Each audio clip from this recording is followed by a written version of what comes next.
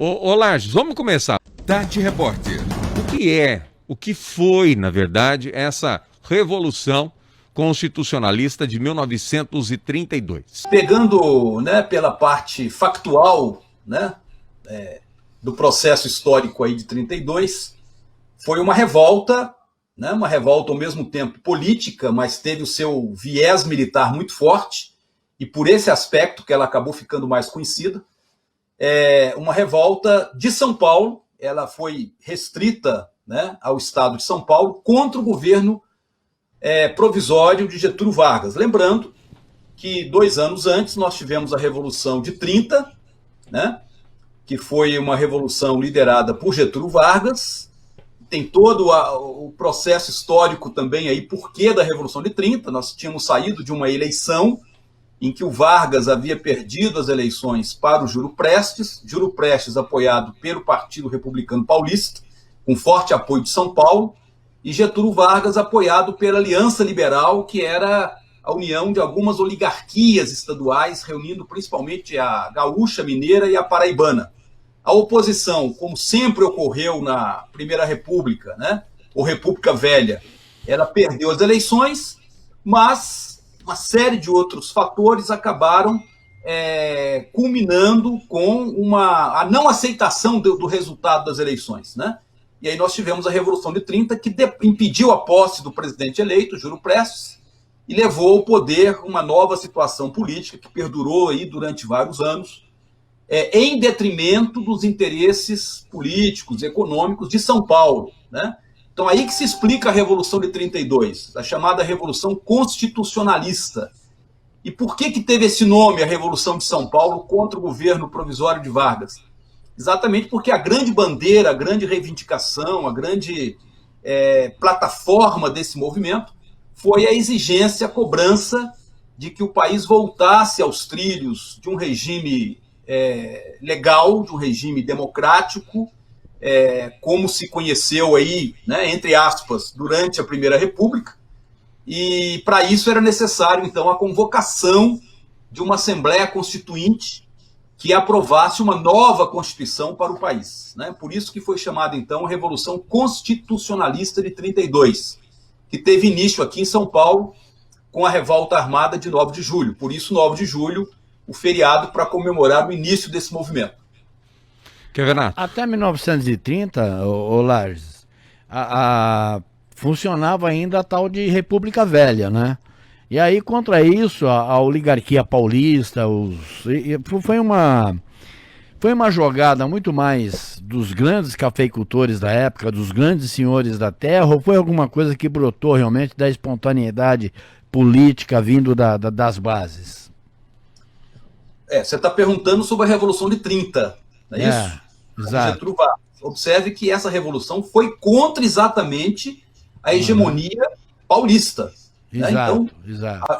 Os grandes derrotados aí da Revolução de 30 foi a oligarquia paulista, foi o Partido Republicano Paulista, que tinha o controle, né, do Estado de São Paulo, e em aliança com outros partidos republicanos estaduais. Tinha também o controle de todo o país. Era chamada, né, Zé Fernando, na época, de República do Café com Leite. Exato. Porque ela se baseava principalmente na aliança para exercer o poder nacional entre as duas oligarquias mais fortes do país, que era a de São Paulo, simbolizada aí pelo café, e a de Minas Gerais, simbolizada aí pelo leite. Por isso se falava, né, café com leite, República do Café com Leite, né? Então, em 30, a grande derrocada que nós tivemos foi exatamente desse modelo que prevaleceu aí desde o início da República, né, com Prudente de Moraes, o primeiro presidente que representou bem essa aliança política, até 30, quando você tem aí a derrota, né, frente à Revolução de 30. Lages, vários movimentos participaram, né, dessa revolução. Quais foram os principais movimentos e que serviram de motivação para a revolução? Só lembrando que São Paulo ficou sozinho, né? São Paulo foi abandonado por Minas, pelo próprio Rio Grande do Sul, por todos, acabou indo sozinho. Exatamente. Eu disse movimentos são grupos sociais, né? Que motivaram aí essa revolução toda. Pois não, Lages. Você tem razão, o Caparelli. Na Revolução de 32, né, foi uma tentativa, de certa forma, da oligarquia paulista de retomar o poder que tinha perdido 2 anos antes, em 30, mas não ficou sozinha, né? Eu acho que a oligarquia paulista ela acabou conseguindo liderar um movimento muito mais amplo aqui em São Paulo, que reuniu, por exemplo, a força pública, né, militares, reuniu setores de classe média muito importantes, né, o setor industrial, né, principalmente da capital. Você tem aí as classes médias urbanas, né, também muito, vamos dizer assim, apegadas a esse ideal, né, democrático, liberal, né, que não estava sendo atendido por Getúlio Vargas. Afinal de contas, já havia 2 anos de governo provisório, desde 30, em que o Vargas governava por decretos. Então você não tinha uma Constituição, você não tinha Congresso Nacional, você não tinha poder legislativo funcionando, você não tinha nada. Era uma ditadura, vamos dizer assim, né? Então foi uma revolução realmente contra essa forma discricionária e autoritária do Vargas governar desde a Revolução de 30. Então foi um movimento muito amplo, sim, né? Você pega, por exemplo, o caso aqui de Ribeirão Preto. Ribeirão participou ativamente, né, com muitas lideranças importantes aí do período anterior, né? Você tem, inclusive, em São Paulo, organizado nessa época, além do PRP, que era o partido tradicional, oligárquico, né, Partido Republicano Paulista, você tem também o Partido Democrático, né, que apoiou a Aliança Liberal nas eleições aí anteriores, né, a favor da eleição do Getúlio Vargas. Então você percebe que o PD, nesse momento, o Partido Democrático, também já estava na oposição, junto com o PRP, junto com outros setores aí da sociedade.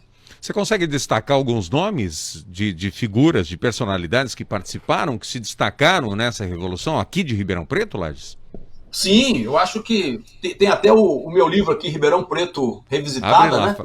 Mostra de novo o livro aí, a Ribeirão Preto Revisitada, né, do Lages, do professor Zé Antônio Lages. Pois não, Lages. Tem algumas páginas dedicadas aí à Revolução de 32, né? Aqui em Ribeirão Preto, que mobilizou socialmente muita gente, muitos setores da sociedade, né?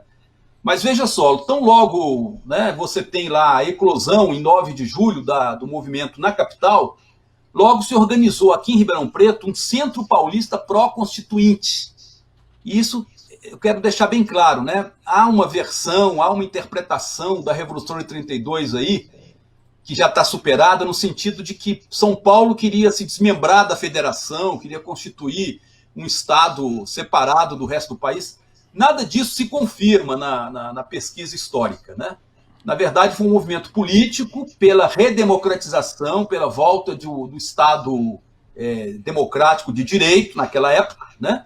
E aqui em Ribeirão Preto, por exemplo, esse movimento pró-constituinte, a favor do que acontecia lá em São Paulo, com a revolta armada, etc., ele foi constituído, como você perguntou, o Caparelli, por figuras assim muito conhecidas da política aqui, figuras tradicionais, né?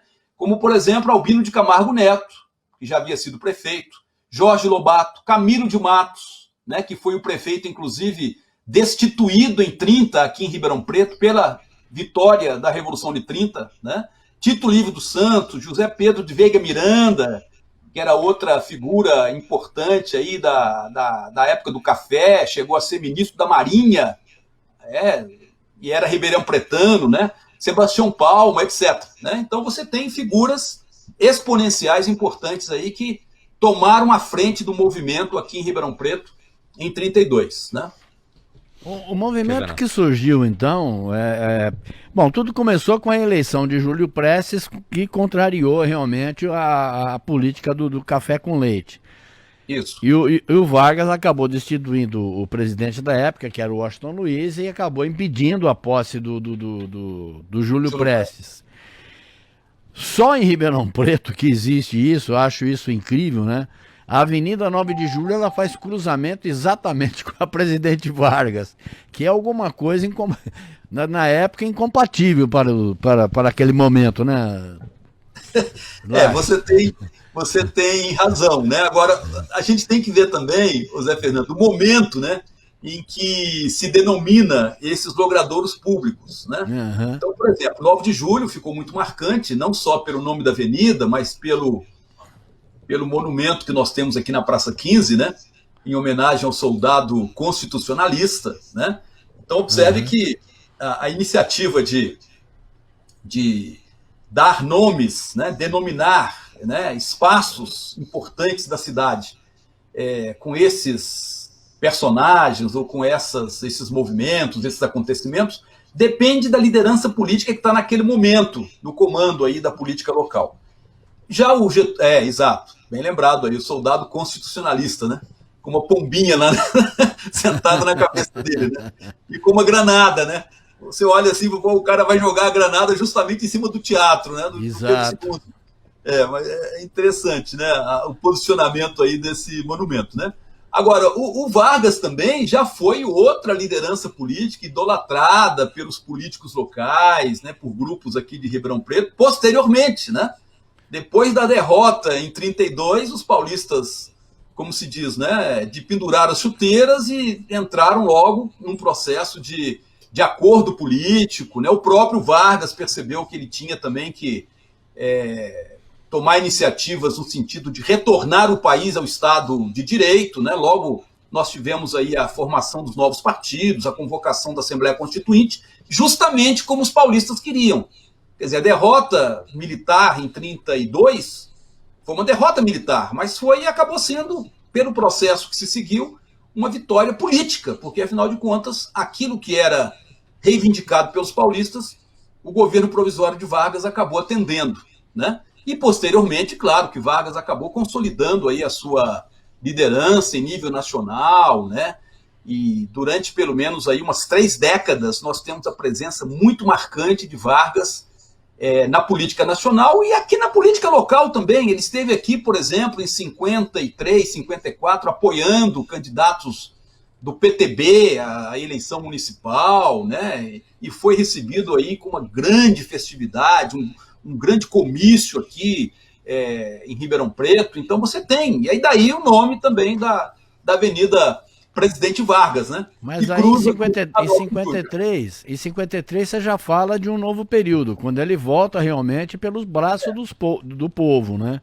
Porque até então ele abandonou a tirania, né, de ser um ditador, que ele impôs uma ditadura, impôs o Estado Novo e aquilo que valia.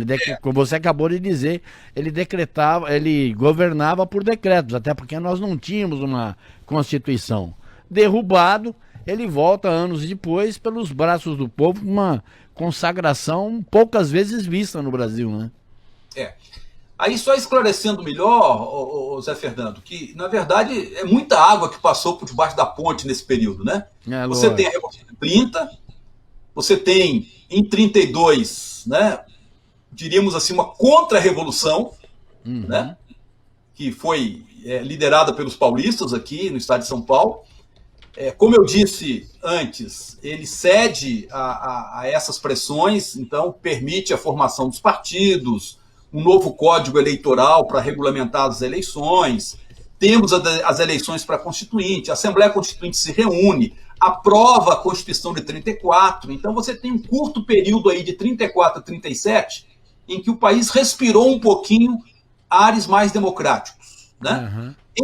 Mais uma crise econômica que persiste, uma crise social muito grande aqui no Brasil, muitos grupos aí se opondo uns aos outros nessa fase aí, né, de 34 a 37, é um período de instabilidade muito grande. Em 37, ele rompe com o regime democrático, instala então uma ditadura aberta, escancarada, que, como você bem lembrou aí, foi o Estado Novo, né? Exato. Então, ele outorga uma Constituição de 37, que é uma Constituição fascista, inclusive inspirada em vários aspectos pela Constituição do Mussolini na Itália, nesse período, né, que é um governo fascista, pouco antes aí da Segunda Guerra, e governa ditatorialmente até 45. Em 45, com a vitória aí das nações democráticas frente ao nazifascismo, a própria participação do Brasil na guerra a favor dos países democráticos, isso cria uma situação interna aqui que não tem como persistir a ditadura do Estado Novo. Então o regime volta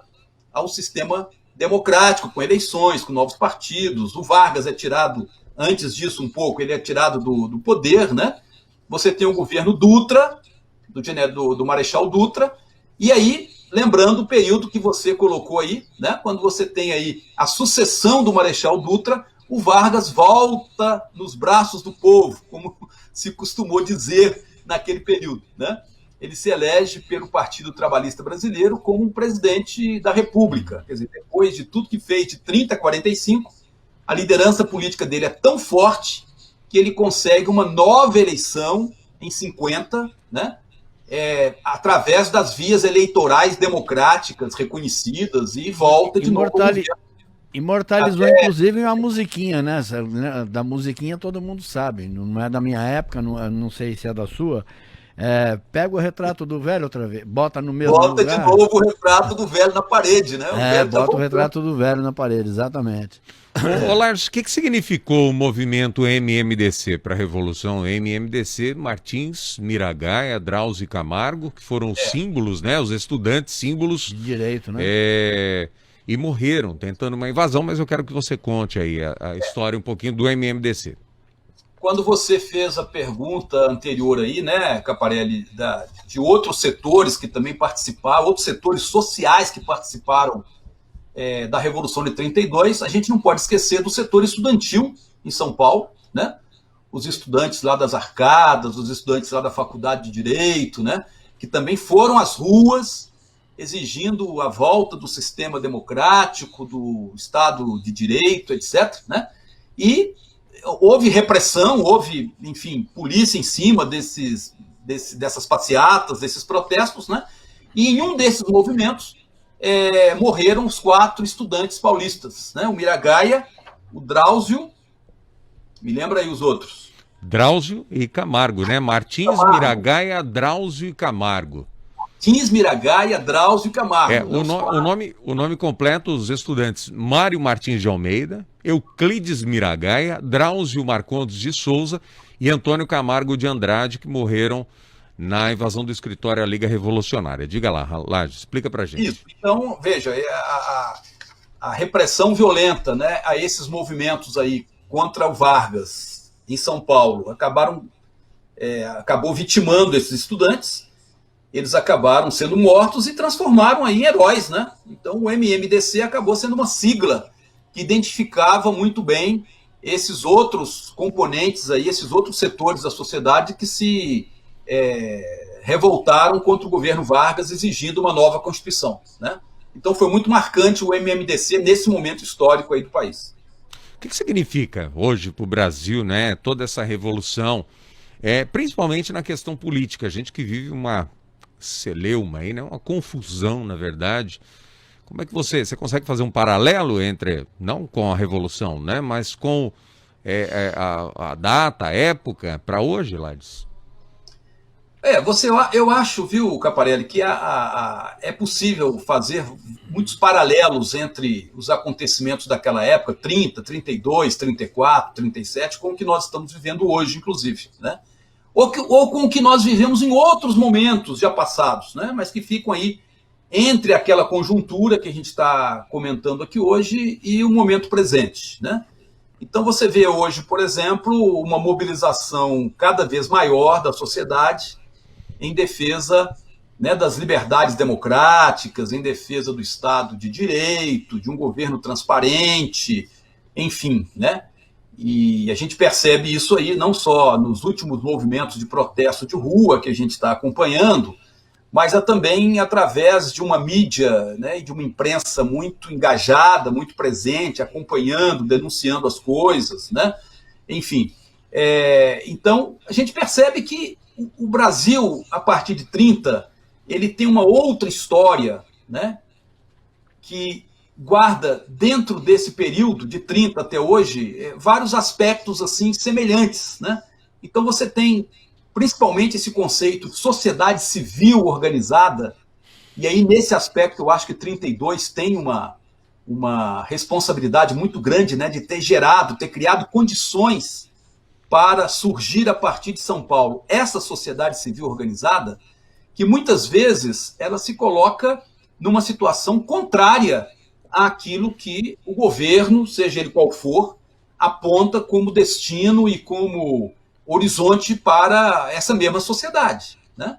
Então hoje você tem uma sociedade civil organizada através, né, vamos dizer assim, das diversas entidades de classes, sindicatos, seja de trabalhadores, patronais, você tem a própria mídia faz parte dessa sociedade civil organizada, você tem organizações diversas aí, né, que, na verdade, quando você fala em democracia, muito mais até, incluindo até a questão da liberdade de expressão e do direito de escolher os seus governantes, você tem essa mobilização permanente de uma sociedade como se ela fosse guardiã desses direitos, dessas liberdades, né, da própria Constituição. Então, é o que você tem hoje e não dá para a gente dizer que isso também não aconteceu antes, a partir de 30, mas principalmente em 32 aqui em São Paulo, né? Quando a gente fala de Getúlio, a gente estava falando muito de Getúlio, né, até 45, quando termina a Guerra Mundial e ele perde, ele já tinha um flerte, um namoro com a Alemanha, com o nazismo de Hitler, coisa e tal, tanto é que é clássico, né, a deportação que ele fez da Olga Prestes, e depois o Prestes volta para apoiá-lo. É bom também lembrar que as grandes conquistas do trabalhador foram na época do Getúlio Vargas, quando o João Goulart era o seu ministro do trabalho. E ele se cercou de grandes nomes na época, Almino, Alfonso, o próprio Tancredo Neves, quer dizer, ele se cercou de grandes políticos que fizeram história nesse país. Zé, eu acho o seguinte, que até antes, né, você tem assim, mesmo durante o período ditatorial do Estado Novo, você tem a aprovação de algumas leis, através de decretos, tudo isso, né? Não passava pelo poder legislativo, que não existia durante o Estado Novo, regulamentando as relações de trabalho, vamos dizer assim, né? Então, mesmo antes daquele período posterior, né, quando ele volta como presidente eleito nos braços do povo, como se costumou dizer, né, tradicionalmente, e aí você tem a aprovação de várias leis, né, de benefício ao trabalhador, né? Você tem aí, então, vamos dizer assim, todo o conjunto da chamada Era Vargas, né, que começa em 30. A própria criação do Ministério, por exemplo, do Trabalho, é logo depois da Revolução de 30. Exato. Né? A regulamentação dos sindicatos, claro que durante o Estado Novo não teve autonomia sindical, como vai, né, ser a reivindicação dos sindicatos independentes. Eram sindicatos controlados pelo Ministério do Trabalho. A própria CLT, então, todas essas iniciativas fazem parte da chamada Era Vargas e se deve muito às iniciativas do presidente Vargas, né?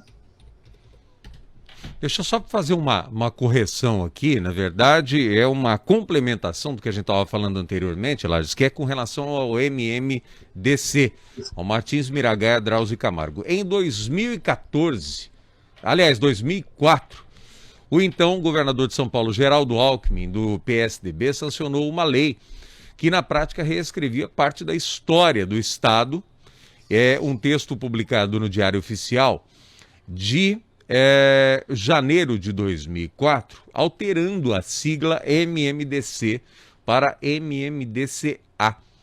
A lei do deputado José Crespo, do PFL, autor do projeto, repara uma injustiça histórica e a nova letra refere-se a Alvarenga, Orlando de Oliveira Alvarenga, um dos mortos em combate, e segundo a lei, né, e o adendo, a letra A, foi uma falha que ele não teria sido incluído na sigla, né, MMDCA. E lembrando, Martins Miragaia Drauzio Camargo, mortos no conflito, e a Sociedade de Veteranos, liderada pelo Geraldo Faria Marcondes, que à época, em 2004, tinha 91 anos, que era presidente dessa organização, incluiu também o MMDC. Então, só fazer essa correção aí. Muita gente vai falar, cadê a letra A? Cadê o Alvarenga? Né? Tá aí, estamos fazendo a correção já póstuma, né? De 1932, mas há tempo ainda de corrigir. Apesar que todos os livros ficaram com o MMDC, porque 2004, né? Pelo menos os mais antigos, assim como o Zé e o Lages, acompanharam até o MMDC. E os mais novos aí fica a correção. Pois não, Lages, pois não. Brincadeiras à parte, lógico. Já que você lembrou do Alvarenga, eu lembrei aqui agora de um tio-avô meu, era o senhor João da Costa Lima. Esse tio-avô, ele foi também, né, participou ainda na juventude, né, era militar em São Paulo, foi chamado, né, para fortalecer aí o movimento de 32, né, que pegou em armas. E ele chegou, inclusive, a ser preso, né? Teve aí aqui no interior de São Paulo, enfim, né? E, como você bem lembrou aí, esses veteranos, né? O pessoal que se engajou militarmente em 32, eles foram homenageados depois, em vários momentos, né? Até recentemente, ou até no momento presente, eu acho que em São Paulo, no feriado, tem alguma lembrança, tem algum evento que retorna aí, ou revisita, né, o pessoal aí que pegou em armas em 32 contra Getúlio Vargas, né? E eles são homenageados com diplomas, com certificados. Eu lembro que o meu tio-avô, o tio João, ele guardava uma espada, né, que ele tinha recebido num desses eventos, em homenagem aí à participação dele, né? Eu tô até querendo saber onde está essa espada, né? Porque ele tem 4 filhos, né? Certamente deve ter ficado com dele, né? Precisa descobrir, porque é uma relíquia, né? Uma grande recordação. Ô Lages, eu não vou ser tão chato em pedir RG, telefone e endereço de todos os mortos. Mas quantos... o Marco Antônio Villa, que escreveu um livro sobre... o historiador Marco Antônio Villa também, escreveu um livro sobre a Revolução de 1932, fala em 634 mortos. A Embaixada Americana contabiliza mais. Contabiliza 1.050 mortos. A Embaixada Americana... Tô vendo aqui. 1.050. Lógico que eu não vou pedir nome, endereço e RG de cada um, mas foi por volta disso, já são... muita gente morta, né? Para poder ajeitar, né, o sistema. Muita gente, só complementando a pergunta, muita gente morreu nessa divisa aqui de Altinópolis com Minas Gerais, com Santo Antônio ali, porque formavam-se trincheiras ali, ficavam, né, dando tiros ali, trocando tiros. Veja, não tem realmente uma estatística assim, confiável a respeito dessa quantidade de pessoas que caíram, né, vítimas aí da Revolução de 32, né? Agora, a gente sabe assim, que a maior parte desses combates, onde houve essa violência mais cruenta, foi no Vale do Paraíba, né? Onde, ali na fronteira ali entre o estado de São Paulo e o estado do Rio de Janeiro, até pela proximidade ali dessa área de conflito, né? Você tem aí combates violentos que aconteceram. E esporadicamente em outros lugares aí espalhados, aí, mas principalmente no interior de São Paulo, como bem lembrou aí o Chiavenato, né? Mas não temos assim uma estatística correta, né? Houve, com certeza, centenas de mortos, né? Alguns até ribeirão-pretanos, né? Cujos nomes são lembrados naquela placa de bronze que você tem lá no Monumento ao Soldado Constitucionalista. Tem o nome deles lá, né? Tá certo. Mais alguma orientação aí, Zé? Não, só a última pergunta que eu gostaria de fazer. Foi uma derrota militar. Ponto. O Exército Federal, obviamente, o Exército do glorioso Getúlio Vargas esmagou praticamente as forças militares de São Paulo. Mas foi uma vitória política, né, Lages? Pode-se considerar assim. Sim, exatamente, porque, na verdade, se a grande bandeira desse movimento de 32 era a exigência da convocação de uma Assembleia Nacional Constituinte, o Vargas, né, pela evolução dos acontecimentos, ele foi obrigado a fazer isso logo depois, né? Você tem a aprovação do Código Eleitoral, que regulamentava a formação dos novos partidos e da convocação da Assembleia. A Assembleia foi eleita, né, e pôde elaborar e promulgar uma nova Constituição, que foi de 34. Então, nesse aspecto, a gente pode dizer que a Revolução, no aspecto moral, no aspecto político, ela foi um movimento vitorioso, né, porque, afinal, a sua plataforma ela foi admitida, foi aceita e foi concretizada alguns anos depois. Ok, Lages, quero te agradecer nesse feriado, você está passando todas essas informações para os nossos ouvintes e telespectadores, agradecer demais tua participação, sempre contar contigo aqui na programação. Obrigado, viu, Lages? Bom dia para você. Eu que agradeço, Fernando, Caparelli, né? Sempre à disposição de vocês aí e dos nossos queridos telespectadores e ouvintes aí da multiplataforma Tati. Obrigado, Valeu, Lages. Grande obrigado. abraço. Bacana, né, Zé? Obrigado. Importante. Muito. Importante. Eu não sabia de grande parte e fiquei por dentro agora. E é sempre bom conversar com quem entende, né? Exatamente. Quem pesquisou o assunto. E o Lages é um grande historiador, sabe, vai a fundo, pesquisa tudo. E a gente acabou, na verdade, recebendo uma aula, né? Sim, sem dúvida. Né? Passando, inclusive, antecipando a Revolução de 32 e chegando aos anos Poxa de vida. 54 com o suicídio de Vargas. Quer dizer, Muito grato mesmo uma por essa aula aula de história, né? tranquilamente.